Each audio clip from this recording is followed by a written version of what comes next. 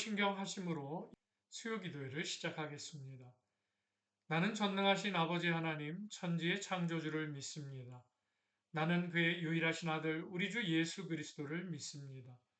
그는 성령으로 잉태되어 동정녀 마리아에게서 나시고 본디오 빌라도에게 고난을 받아 십자가에 못 박혀 죽으시고 장사된 지 사흘 만에 죽은 자 가운데서 다시 살아나셨으며 하늘에 오르시어 전능하신 아버지 하나님 우편에 앉아 계시다가 거기로부터 살아있는 자와 죽은 자를 심판하러 오십니다.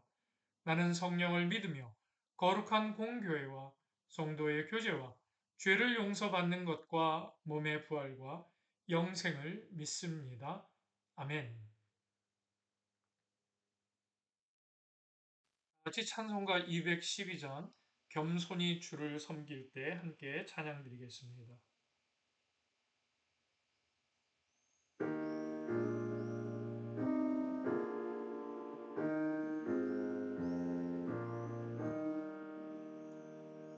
겸손히 주를 섬길 때 괴로우니 이 많으나 구주여 내게 힘주사 잘 감당하게 하소서. 인자한 말을 가지고 사람을 감화시키며 갈 길을 잃은 무리를 잘 인도하게 하소서. 구주의 귀한 인내를 깨달아 알게 하시고 굳건한 믿음 주셔서 늘 승리하게 하소서. 장래의 영광 비추사 소망이 되게 하시며 구주와 함께 살면서 참 평강 얻게 하소서. 아멘.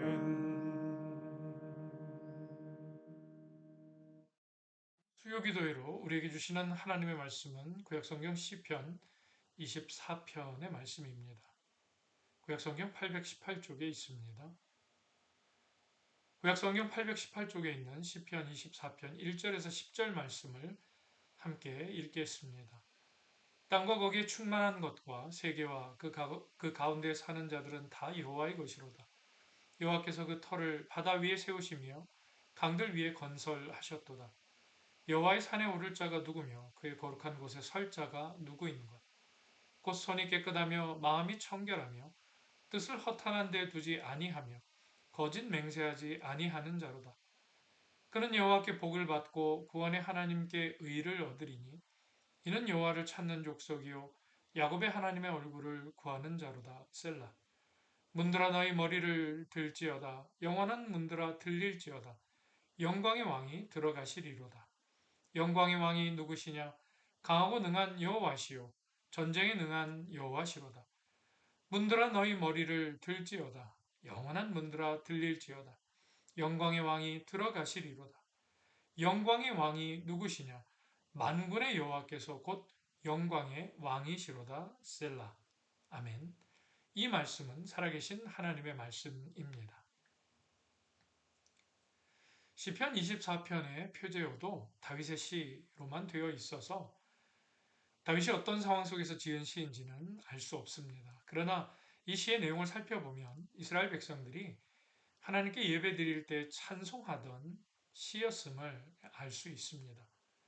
오늘 본문은 세 부분으로 나눌 수 있는데요. 먼저 1절과 2절은 하나님에 대해서, 그리고 3절과 6절은 하나님을 예배하는 자에 대해서, 그리고 마지막 7절과 10절은 그러한 예배자를 만나러 오시는 하나님에 대해서 이야기하고 있습니다.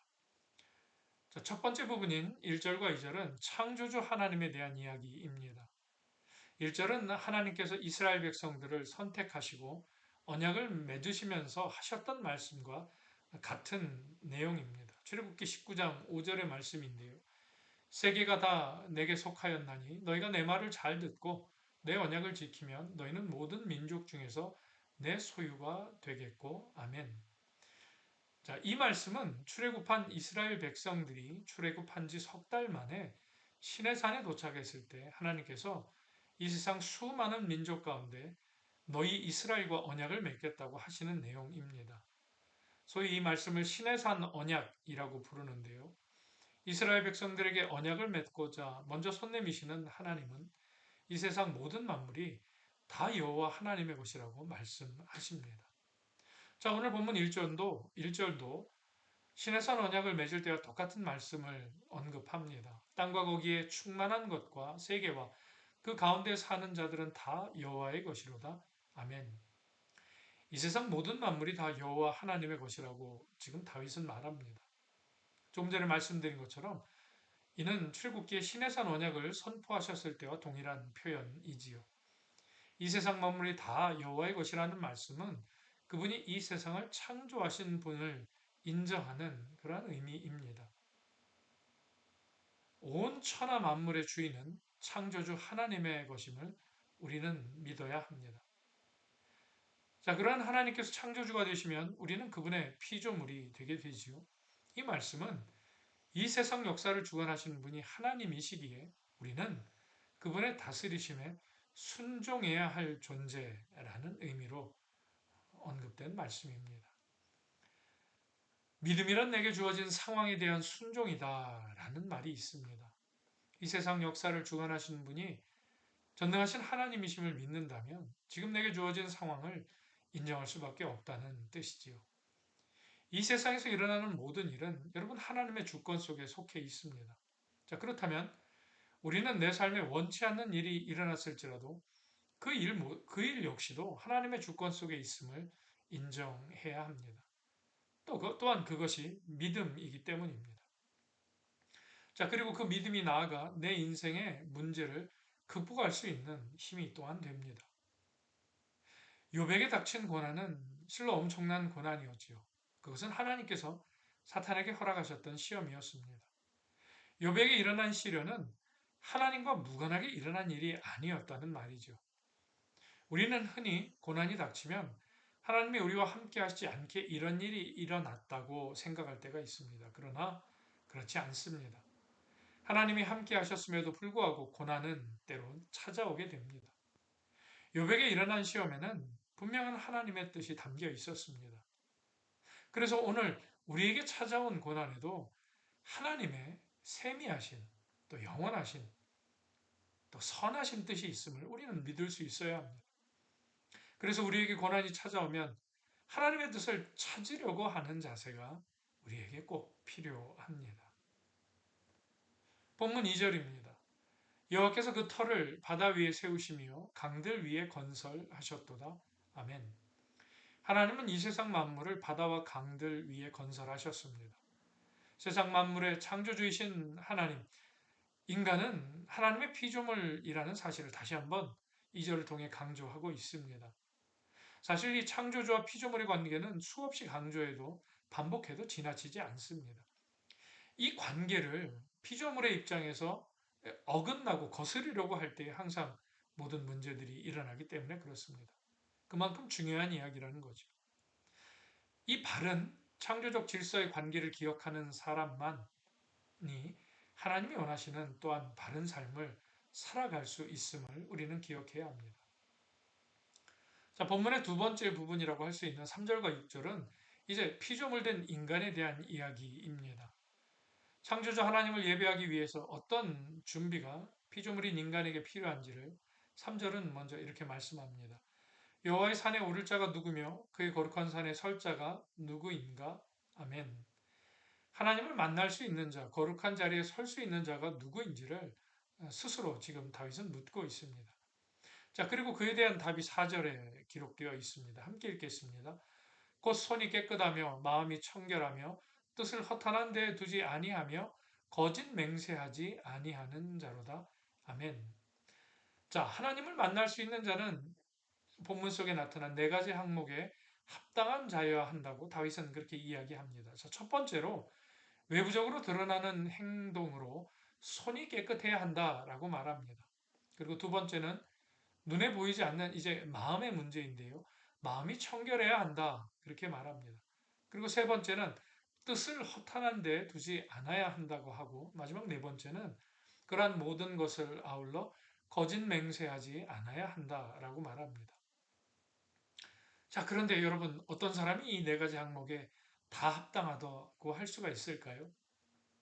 손이 깨끗하고 마음이 청결하고 허탄한 것에 뜻을 두지 않고 거짓말하지 않는 인간이 여러분 이 세상에 있나요? 있을까요?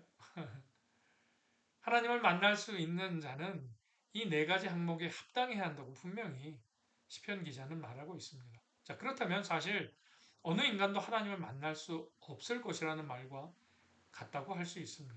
자, 그래서 부득불 독생자 예수 그리스도께서 이 땅에 오실 수밖에 없었던 것입니다. 그분께서 인간의 죄를 대신 짊어지시고 십자가에서 죽으시기 위해 이 땅에 오셨던 거지요. 그래서 그 주의 보혈을 의지하는 자만이, 믿는 자만이, 인정하는 자만이 하나님 앞에 설 수 있고 하나님을 만날 수 있음을. 그러니까 예수 그리스도라는 통로를 통하지 않고 그 디딤돌 통하지 않고 하나님을 만날 수 있는 방법은 사실 전무하다 없다고 우리는 생각해야 합니다. 예수 그리스도를 통해서만 우리는 하나님을 만날 수 있는 존재들임을 꼭 잊지 말아야 합니다. 5절과 6절은 하나님을 만난 백성들에게 주어지는 축복의 말씀인데요. 자, 5절입니다. 그는 여호와께 복을 받고 구원의 하나님께 의를 얻으리니 아멘. 여호와 하나님께 복을 받고 의를 얻는다는 말씀은 하나님으로부터 의롭다 인정하심을 받는다라는 그런 의미입니다. 그러니까 다시 말해서 내가 의로운 존재가 스스로 되는 게 아니라 의로운 존재로 인정을 받는다는 사실입니다. 로마서의 사도 바울의 그런 말과도 이신칭의와도 여러분 같은 맥락이라고 할 수 있지요. 자, 구원이 나의 행동으로부터 주어지는 게 아니라 오직 예수 그리스도를 믿는 믿음으로부터 얻을 수 있다는 이 사실을 우리는 기억해야 하고 우리 스스로 확신해야 하고 또 이 사실을 우리는 누군가에게 여전히 전할 수 있어야 합니다. 우리는 주님의 보혈을 의지할 때만 의로운 존재가 될 수 있음도 우리는 다시금 깨달아야 합니다. 자, 이제 그렇게 하나님께 예배드릴 준비가 되자 하나님께서 7절에 등장하시며 말씀하시게 됩니다. 함께 읽겠습니다. 문들아 너희 머리를 들지어다 영원한 문들아 들릴지어다 영광의 왕이 들어가시리로다. 아멘. 지금 하나님께서 들어가시는 모습은 예루살렘 성전문을 통해 들어가는 하나님의 법궤를 우리는 미루어 상상해 볼 수 있습니다. 자, 하나님으로 상징되는 법궤가 성전문을 통해서 들어가고 있습니다. 하나님의 법궤가 들어갈 때 성전문이 활짝 열리는 모습을 상상하며 문들아 너희 머리를 들지어다 라고 지금 시편 기자 다윗은 힘있게 선포하고 있는 것이지요. 또한 8절입니다. 영광의 왕이 누구시냐? 강하고 능한 여호와시요 전쟁에 능한 여호와시로다. 아멘. 이 세상의 역사가 그러하듯 인생도 끊임없는 사실 전쟁의 연속이기만 합니다. 질병과의 전쟁, 범죄와의 전쟁, 또 의식주와의 전쟁, 정신적인 문제와의 전쟁, 그리고 영적인 문제들과의 전쟁 등이 있습니다. 이 모든 문제들과의 전쟁에서 언제나 승리하시는 분이 바로 우리 여호와 전능하신 하나님이심을 지금 시편 기자 다윗은 선포하고 있는 것이지요. 자, 그리고 9절과 10절은 다시 한번 더 강조해서 그러한 영광의 왕이신 만군의 여호와 하나님을 이렇게 목소리 높여 찬양합니다. 9절과 10절 함께 찬양하겠습니다. 문들아 너희 머리를 들지어다 영원한 문들아 들릴지어다 영광의 왕이 들어가시리로다. 영광의 왕이 누구시냐? 만군의 여호와께서 곧 영광의 왕이시로다. 셀라. 아멘. 아멘. 오늘 말씀을 통해서 우리는 한 가지 교훈을 얻을 수 있습니다. 이 세상 역사를 태초부터 또 주님 재림하시는 그날까지 물론 지금도 주관하시는 분은 창조자 하나님 한 분뿐이시라는 사실입니다.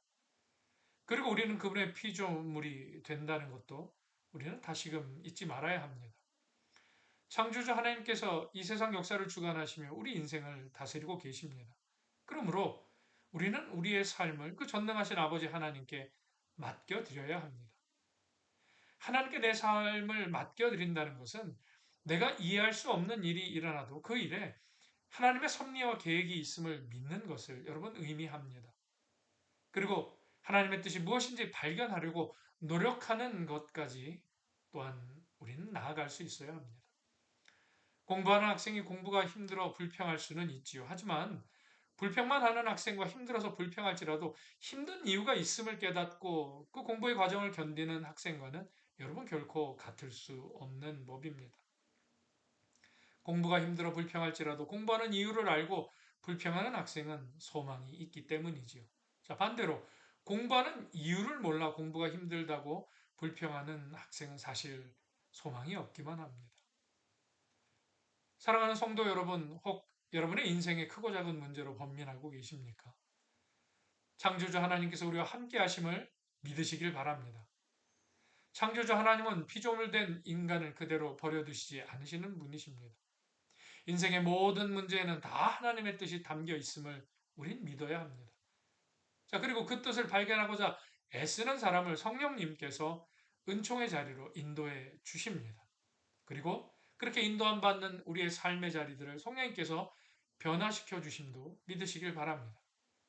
우리의 삶의 불편함이 성령님께서 우리를 지켜주시기 위해서 우리의 손목에 메어 주신 은혜의 사슬임을 우리는 깨달을 수 있어야 합니다. 그때 성령님께서 우리의 삶의 자리를 하나님이 원하시는 새로운 삶의 자리로 변화시켜 주실 것입니다. 그날이 앞으로 남은 우리들의 삶의 모든 날이 될 수 있기를 주님의 이름으로 간절히 축복합니다. 기도하겠습니다. 전능하신 창조주 하나님, 하나님과 피조물 인간의 관계를 저희가 늘 잊지 않게 하옵소서. 이 세상 역사를 주관하시는 하나님께서 저희 인생의 작은 문제까지도 다스리고 계심을 기억하게 하옵소서. 믿게 하옵소서. 때론 저희 삶의 불편함이 성령님께서 저희를 지켜주시기 위해 저희의 손목에 메어주신 은혜의 사슬임을 깨닫는 분별과 은혜도 주옵소서.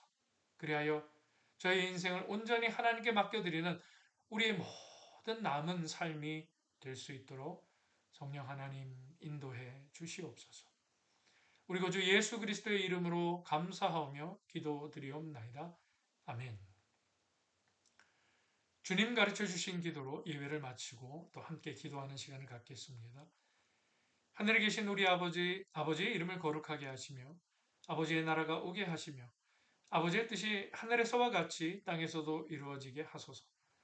오늘 우리에게 일용할 양식을 주시고 우리가 우리에게 잘못한 사람을 용서하여 준 것 같이 우리 죄를 용서하여 주시고 우리를 시험에 빠지지 않게 하시고 악에서 구하소서. 나라와 권능과 영광이 영원히 아버지의 것입니다. 아멘. 이 시간 함께 중보기도하는 시간을 갖겠습니다.